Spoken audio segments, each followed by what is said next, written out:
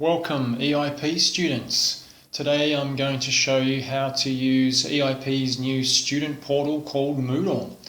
So first look up the EIP website. You're going to click on the top tab here called Student Portal. Click on the top tab and you want Moodle, so click here on Moodle. Write your username, which is your email address, and your password is your date of birth. So click login. Okay, now here you'll see the units in your course. So these are the units in your course. There's also a navigation on the side here. This student is enrolled in Certificate 2 in Business. So business, which shows up as business here.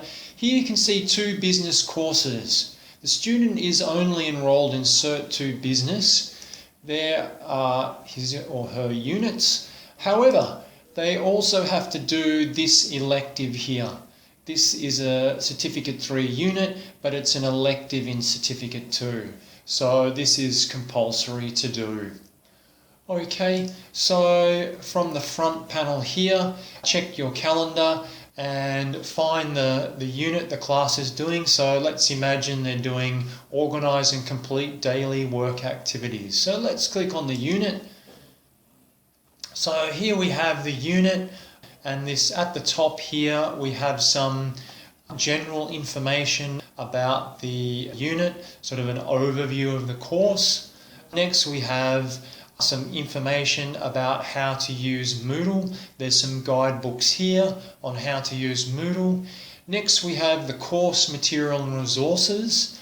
The most important thing is the learner guide. It's the textbook, so make sure you read the learner guide. There are also some other important documents, and there's also a PowerPoint there.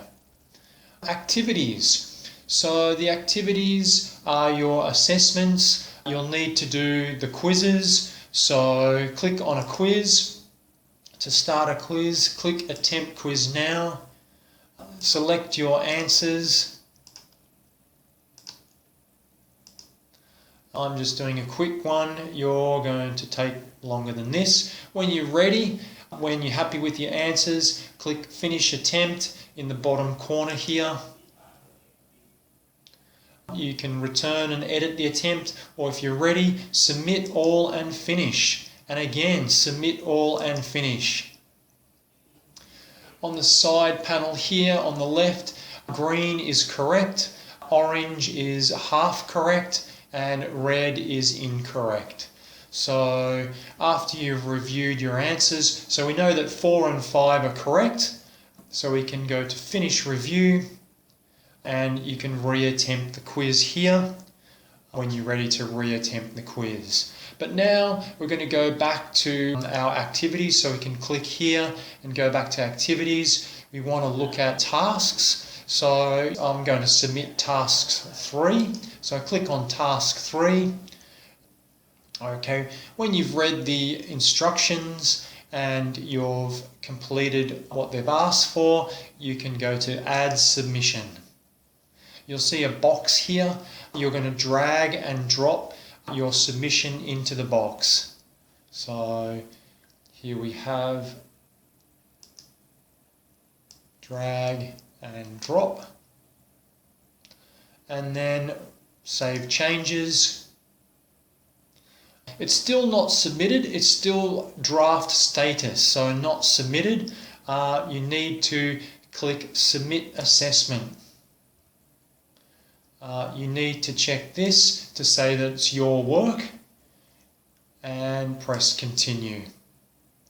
You'll see a green box will show that it's submitted. Here's the green box here. So submitted for grading. We know that it's correctly submitted. Now, let's say you want to check your assessments. You can go to up to the top tab here, go to grades. Okay, shows you your quizzes, NYS, you'll need to repeat that. Until you get S, you haven't passed.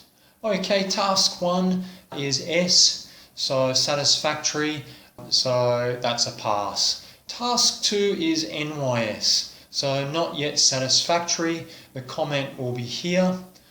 So read the comment and reattempt the task. When you're ready to submit, click on task 2 and then you go to add a new attempt. Okay, so in this question you have an option to either use online text and save changes or file submission and save changes. So we're going to do a file submission. So open up your file and drag and drop your finished submission into the box. When that's done, press Save Changes. And as you can see, it says draft not submitted. You need to submit assignment, so press this green button here, submit assignment, and then check this box. This box acknowledges that it's your work, and press continue. And the green here indicates that it's submitted for grading.